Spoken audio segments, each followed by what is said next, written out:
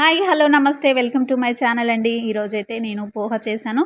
ఇక నేను ఎలా చేశానో నా స్టైల్‌లో చూడండి. చాలా సింపుల్‌గా చేసుకోవచ్చండి పోహ. ఇక అటుకులైతే తీసుకొని కడిగి పెట్టుకోవాలి. ఒక ప్యాన్ తీసుకొని అది వేడైన తర్వాతకి తగినంత ఆయిల్ అయితే పోసుకోవాలండి. చూడండి. ఇప్పుడైతే నేను ఆయిల్ తీసుకుంటున్నా. ఇక ఇందులోకి పల్లీలు, శనగపప్పు, జీలకర్ర ఇవన్నీ దగ్గర పెట్టుకోవాలి. ఇక నూనె వేడైన తర్వాతకి ముందుగా అయితే పల్లీలు వేసుకోవాలండి.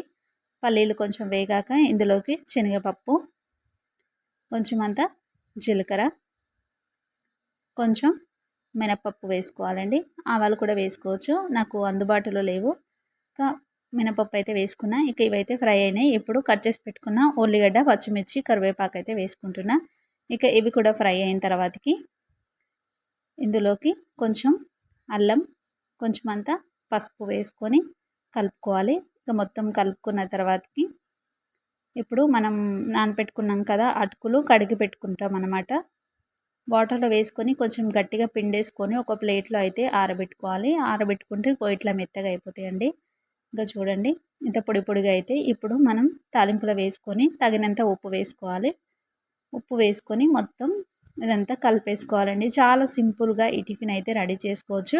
10 నిమిషాలలో అయిపోతుందండి ఈ టిఫిను. ఎంతమందికి పోహ అంటే ఇష్టమో నాకు కామెంట్ చేయండి. ప్లీజ్ లైక్ చేయండి. కొంచెం నాకు సపోర్ట్ చేయండి. ఓకేనా ఫ్రెండ్స్?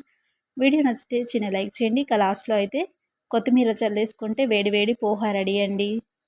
ఓకే ఫ్రెండ్స్, మీకు వీడియో నచ్చితే లైక్ చేయండి. నా ఛానల్‌ని సబ్స్క్రైబ్ చేసుకోండి. థ్యాంక్ యూ సో మచ్ అండి.